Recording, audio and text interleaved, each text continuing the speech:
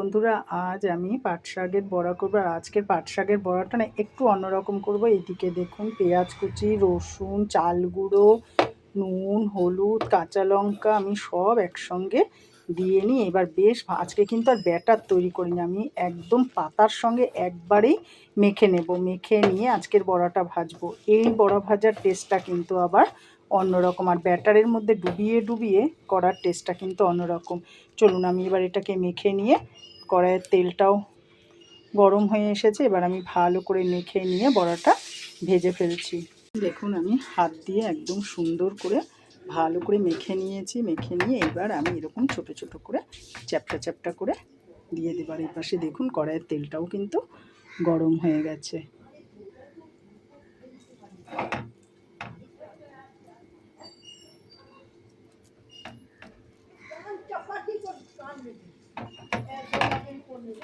এইভাবে আমি প্রত্যেকটা বড়াকেই কিন্তু দিয়ে দেব। দিয়ে সুন্দর করে ভেজে নেব। আমি সমস্ত বড়াগুলোকে দিয়ে দিয়েছি।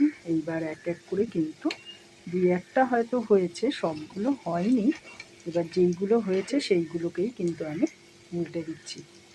আপনারা তো সবসময় ব্যাটার তৈরি করে তারপরে তো বড়া ভাজেন, এরমভাবে একবার করে খেয়ে দেখবেন, অসাধারণ লাগে। আর সামান্য একটু মিষ্টি দেবেন কিন্তু।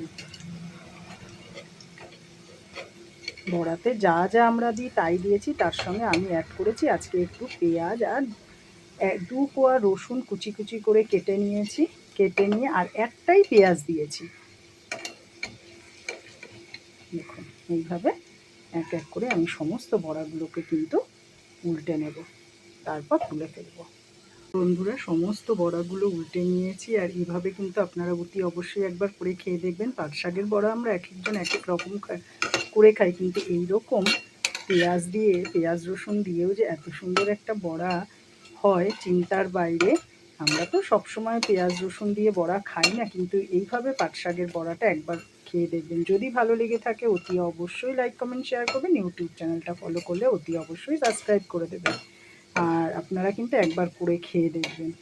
আমরা বড়াতে যা দিই সব কিছু দিয়ে তার সঙ্গে একটুখানি পেঁয়াজ আর রসুন অ্যাড করে আজকের বড়াটা ভাজা। আর এই গরমের কালে টক ডাল আর এইরকম একটু বড়া ভাজা হলে আর কি চাই, এক থালা ভাত এমনিই খাওয়া হয়ে যায়। এটাই আমি আপনাদের সঙ্গে শেয়ার করলাম।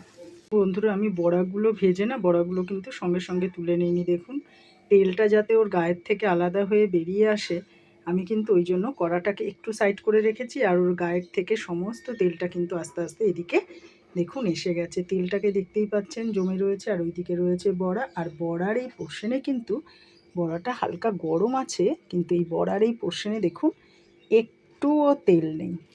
এই যে দেখুন, একদম ফাঁকা, তেলটা আছে।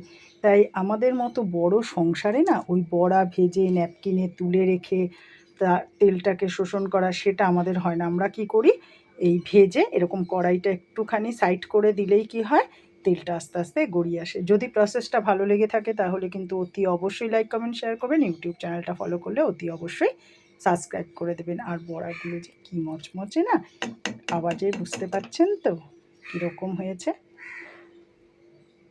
এভাবে কিন্তু আপনারা অতি অবশ্যই পাট শাকের বড়াটা করে খাবেন।